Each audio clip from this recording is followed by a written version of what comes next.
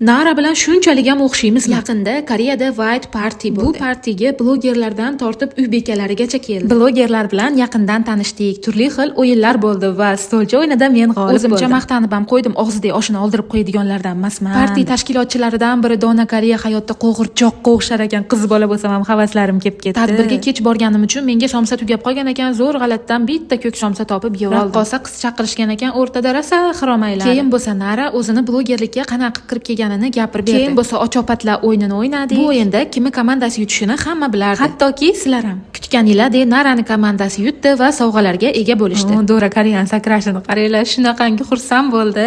Keyin bo'lsa yana raqs va Munisopa o'rtada xirom ayladi. Bu yerda bo'lsa och qolgan Nargiz Koreya, bu yerda bo'lsa jiddillagan Nina. Yo, adashib ketibman qizlar, bu o'zimni maqtamasam bo'lmaydi. Partiyada hech kim sovg'asiz qolmadi. Hammaga sovg'alar tarqatildi. Nara bilan videoga tushib oldim, sababi doim meni Naraga o'xshatishadi. Opasimisiz, singlisimisiz deyshadi. Shunchalik ham o'xshaymizmi? Partiya tortini oxiriga olib qo'yishgan ekan. Hammaga kesib berishdi-yu, lekin men o'zimga vilka topolmadim. Tetilmay qolaylik, tojimni yoshligimizda ovqatni qo'lida yegan biz bo'lamiz. Qo'lda yesak yeb biz, endi shu tortni. Shuna qilib tortni tugatib, sovg'a salomlar bilan uyga qaytdik. Reels yoqqan bo'lsa obuna bo'lishni unutmang.